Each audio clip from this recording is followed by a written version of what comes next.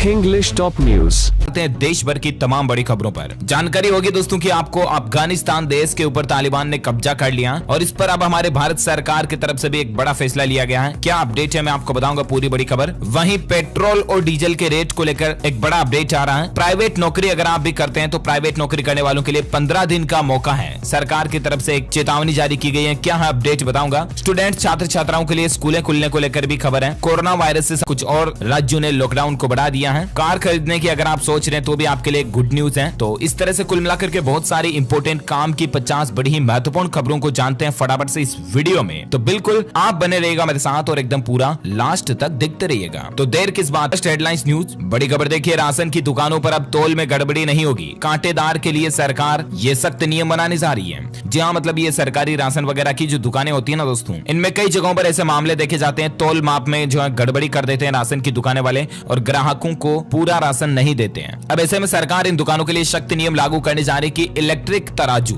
जो electric machine आती है वजन करने की, वो इस्तेमाल की जाए, क्योंकि लोहे के बाट वगैरह और लोहे के तराजू को इस्तेमाल करने दौरान ये गड़बड़ी कर देते हैं। तो इलेक्ट्रॉनिक पॉइंट ऑफ सेल उपकरण को लगाया जाएगा सभी जगहों पर। अच्छा फैसला है सरकार का। वह देखिए, ओलंपिक खेल खत्म हो चुके हैं और इसके बाद पैरालंपिक जा रहे एथलीटों का हौसला बढ़ाएंगे आज पीएम मोदी। जीत का मंत्र देंगे उन्हें। जी हाँ, ओलंपिक के बाद दोस्तों अब टोक्यो में ही 24 अगस्त से पैरालंपिक शुरू होने जा रहा है और इसमें भी हमारे भारत से 54 पैरा एथलीट्स जो हैं इस इवेंट्स में भाग लेने जा रहे हैं। तो उनको बेस्ट ऑफ लक करेंगे आज पीएम मोदी। हाल ही में आपको बताऊंगा ओलंपिक में भी नीरज चोपड़ा ने गोल्ड जीत करके भारत का मान बढ़ाया था। तो हमारी तरफ से भी इन सभी खिलाड़ियों को स्पोर्ट्स के जो इनाम दिए हुए हैं इन सबको बेस्ट ऑफ लक। वहीं बड़ी खबर देखिए, पीएम मोदी 20 अगस्त को सोमनाथ मंदिर का उद्घाटन करेंगे। मुख्यमंत्री विजय रूपाणी समेत ये नेता मौजूद होंगे। जहां प्रधानमंत्री नरेंद्र मोदी जो है 20 तारीख को गुजरात के प्रसिद्ध सोमनाथ मंदिर की 83 करोड़ रुपए की 4 परियोजनाओं का उद्घाटन और शिलान्यास करेंगे। अच्छा, साथ ही खबर देखिए, केरल हाईकोर्ट ने एक अहम फैसला दिया कि IVF से जन्मे बच्चे पर सिर्फ मां का अधिकार होता है। जी हाँ, IVF का मतलब तो आप समझ ही गए होंगे। IVF का फुल फॉर्म होता है इन विट्रो फर्टिलाइजेशन, यानी कि परख नली शिशुकरण जो होता है, जिसमें मतलब फर्टिलाइजेशन की प्रोसेस को बाहर किसी उपकरण में किया जाता है। परख नली टेस्ट ट्यूब बेबी जो होता है ना, वैसे।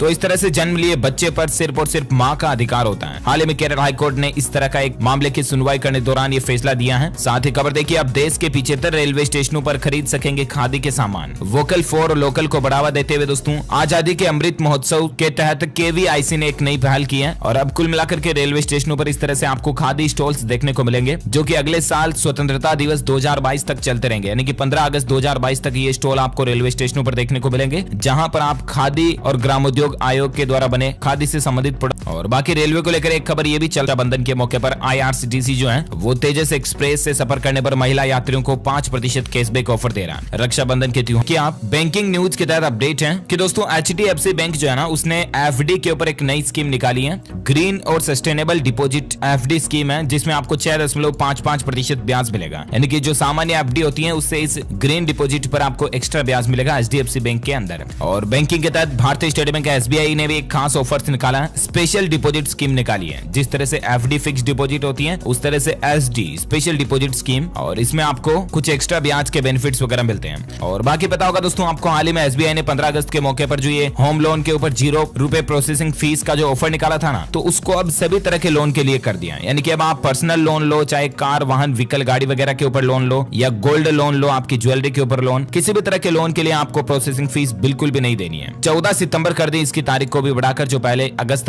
तक के लिए था, तो 14 सितंबर तक home loan, personal loan, car loan, gold loan वगैरह सभी पर आपको प्रोसेसिंग फीस नहीं लगेगी। ठीक है ना। अच्छा, साथ ही खबर देखिए, उत्तर प्रदेश में एक बच्चे वाले सीमित परिवार को मिलेगी अतिरिक्त सुविधाएं। जी हाँ, उत्तर प्रदेश के मुख्यमंत्री योगी आदित्यनाथ सरकार एक बड़ा फैसला लेने जा रही है और जिसमें जो एक बच्चे वाला छोटा परिवार होगा ना, उनको सरकार कुछ अलग से योजनाओं का लाभ देगी। क्योंकि यूपी की जनसंख्या बहुत ज्यादा है, आपको पता होगा, तो जनसंख्या नियंत्रण कानून के तहत ही सरकार ये फैसला लेने जा रही है। हाल ही में आपको पता होगा यूपी में जनसंख्या को कंट्रोल करने के लिए 2 बच्चा पॉलिसी भी लाई थी सरकार। ये देख सकते हैं खबर आपकी। आयोग ने मुख्यमंत्री को सौंपा जनसंख्या नियंत्रण कानून का मसौदा। 260 पन्नों का एक ड्राफ्ट तैयार किया है, जिसमें 2 से ज्यादा बच्चे होने पर सरकारी नौकरी नहीं मिलेगी और 77 प्रकार की सरकारी योजनाओं से भी वो परिवार वंचित रहेंगे। यानी उन योजनाओं का लाभ भी नहीं मिलेगा। वो कोई भी निकाय पंचायत चुनाव नहीं लड़ पाएंगे। राशन कार्ड में भी 4 से ज्यादा सदस्यों के नाम नहीं लिखे जाएंगे और सरकारी कर्मचारियों को तो मतलब पहले से ही शपथ पत्र देना होगा कि वे इस कानून का उल्लंघन नहीं करेंगे, वरना हो सकता है कि उनको नौकरी से भी हाथ धोना पड़े। तो यूपी सरकार इस तरह का जनसंख्या कानून भी लाने जा रही है।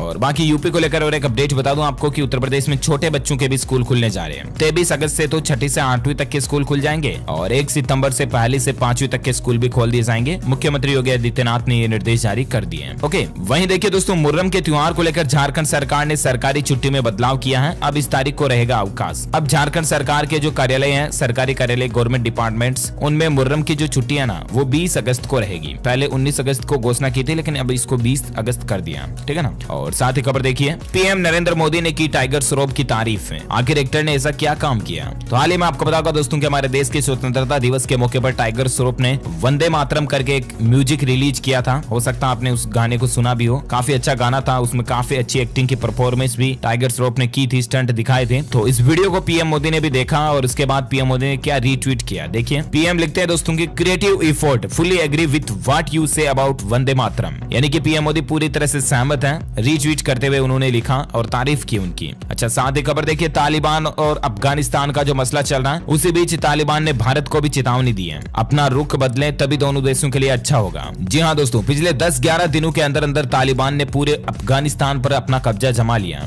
और ऐसे में दोस्तों अफगान देश की कमान अब तालिबान के हाथों में जा चुकी है। यहाँ तक कि अफगानिस्तान के 2 राष्ट्रपति अशरफ गनी भी देश छोड़कर भाग गए हैं। वहीं तालिबानी प्रवक्ता ने कहा कि मुझे उम्मीद है कि वे भारत भी अपनी नीतियों में बदलाव करेंगे, क्योंकि पहले वे उस शासन का पक्ष ले रहे थे जो थोपी गई थी। कुल मिलाकर के तालिबान ये चाहता दोस्तों कि भारत देश भी है ना, अब अफगान में जो पहले अफगान सरकार के साथ जो रिश्ते थे उनको तालिबान के साथ सेटअप करे, यानी कि तालिबान के राज के साथ भारत भी कॉम्प्रोमाइज करे। तो ऐसा कैसे पॉसिबल हो सकता है? देखते हैं भारत सरकार इस पर क्या फैसला लेती है। और बाकी मोदी सरकार ने भी एक बड़ी घोषणा की है तालिबान संगठन पर, मैं आपको आगे बताता हूँ। लेकिन फिलहाल देखिए आप दोस्तों की तालिबान देश में हालात क्या चल रहे हैं। काबुल एयरपोर्ट के कुछ वीडियो सामने आ रहे हैं, विमान के पीछे भागती हुई जनता दिख रही है। और कल तो बहुत ही एक दुखद भरी घटना देखने को मिली कि उड़ते हुए विमान से 3 लोग गिर गए, जान चली गई उनकी। और एयरपोर्ट पर भी किस तरह से अफरा तफरी मची हुई है, लोग बाग देश को छोड़कर जाना चाहते हैं। बस तालिबान ने इतना खौफ फैला दिया अफगानिस्तान में, उड़ते हवाई जहाज से 3 लोग गिर गए थे। और कितनी मतलब भीड़ पड़ रही है यार, बसों में बैठने दौरान जो लोग बाग भागते हैं ना, उस तरह से भगदड़ मची हुई है एयरपोर्ट के ऊपर। वहीं इसी बीच संयुक्त राष्ट्र के महासचिव का यह कहना है कि अफगानिस्तान के लोगों को अकेला नहीं छोड़ सकते हैं, उनकी रक्षा के लिए हमें एक साथ आना होगा। अफगानिस्तान की स्थिति को लेकर कल ही संयुक्त राष्ट्र सुरक्षा परिषद की एक बैठक हुई और बैठक में संयुक्त राष्ट्र महासचिव एंटोनियो ने कहा कि काबुल पर तालिबान के कब्जे और वहां के हालातों से अवगत कराते हुए उन्होंने कहा कि मैं सभी पक्षों का आह्वान करता हूं कि वे मानवतावादियों को समय और जीवन रक्षक सेवाओं और सहायता के लिए निर्बाध पहुंच प्रदान करें। कुल मिलाकर के मसला यही है दोस्तों कि अब अंतर्राष्ट्रीय स्तर पर अफगानिस्तान को जरूर मदद करनी चाहिए, दूसरे सभी देशों को और यूएन वगैरह को भी। वहीं देखिए अमेरिकी राष्ट्रपति ने भी अपने संबोधन में कहा कि अफगानिस्तान से सेना की वापसी के बाद जो बाइडेन पहली बार देश को संबोधित करेंगे। ट्रंप का तंज था कि हालात देखकर क्या मेरी याद आ रही है। अब इसमें भी पॉलिटिक्स घुसेड़ दी, राजनीति घुसेड़ दी। हालांकि अब अमेरिका आज अपने देश को संबोधित करेंगे इस तालिबान के मसले को लेकर अफगानिस्तान में जो चल रहा है, क्योंकि दोस्तों कल ही अमेरिका ने 1000 जवान जो काबुल एयरपोर्ट पर सुरक्षा के लिए भेजे थे। सभी सैन्य और कमर्शियल विमानों को भी रोक दिया गया। बाकी दोस्तों अफगानिस्तान के जो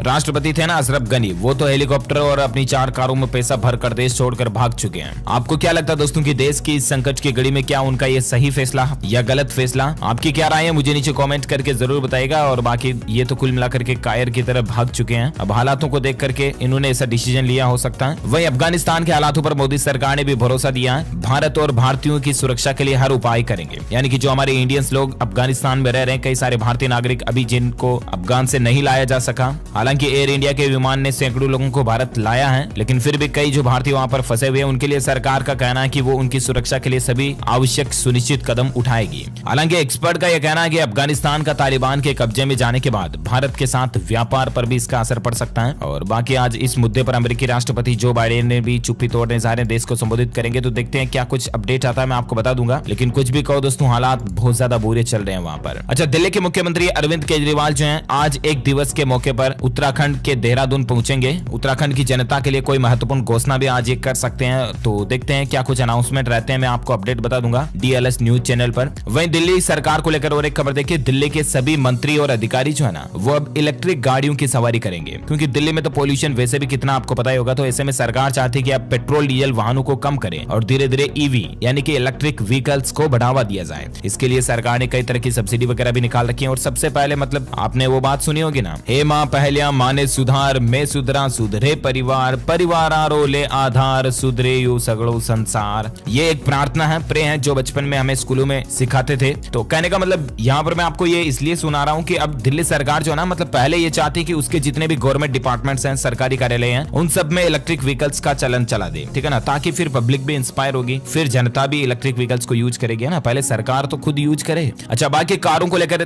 टाटा कंपनी ने एक ऑफर निकाला। टाटा की कार खरीदने वालों के लिए गुड न्यूज है। ग्राहकों को 7.15% ब्याज दर पर अब आपको टाटा कार पर लोन मिल जाएगा और यहाँ तक कि डाउन पेमेंट भी आपको 10% ही देना है ना। तो अभी मतलब मानसून ऑफर निकाले हुए हैं टाटा कंपनी। तो अगर आप भी टाटा की कार लेने की सोच रहे हैं तो ये एक अच्छा मौका आपके लिए हो सकता है।